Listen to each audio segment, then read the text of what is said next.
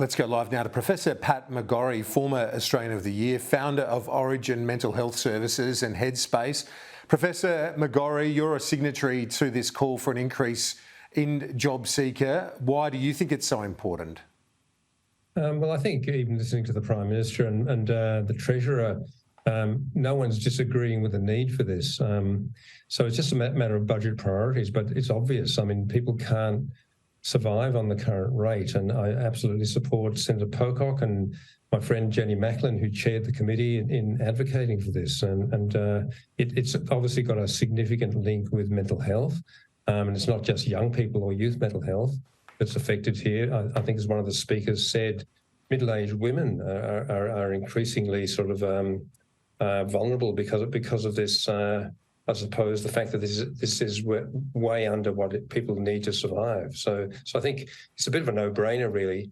Now, it's above my pay grade. The Treasurer's in charge of the economy, but there are a number of other things that we're spending money on, which, I think, and also how these things are funded is a matter for the government, of course. But all we can do is make the case.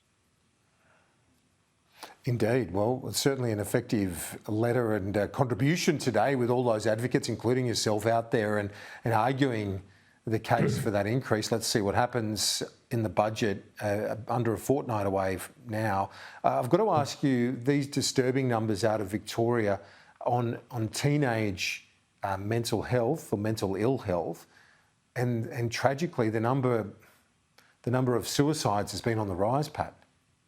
Yeah, that is very upsetting and distressing news today. The Victorian coroner is deeply concerned about this. We've seen 13 suicides already this year in teenagers, which is a very sharp rise on what we've seen last year and the year before. And I guess we did model and predict that this could happen in the wake of COVID, but it's a much bigger issue than COVID, actually, because the mental health of young people has been deteriorating for the last 15 years, a 50% rise in mental ill health in young people in this age group. And so the death rate, which is tragic, is just the tip of a very big iceberg. And again, this is something else we are talking to the government about. They want to get it right. And, I absolutely believe Mark Butler is in good faith here. He really wants to address this issue, and he doesn't want to just do short-term Band-Aid type measures. So we're having very good discussions with the government about how to address this nationally, because it's not just a Victorian problem, it's a national problem. Yeah, there's no doubt about that. And when you look to the response, it's not just dollars, is it? We've got to make sure that the right approach is delivered. Money matters, but you've got to have the staff and the sufficiently trained psychiatrists, psychologists to deliver those services.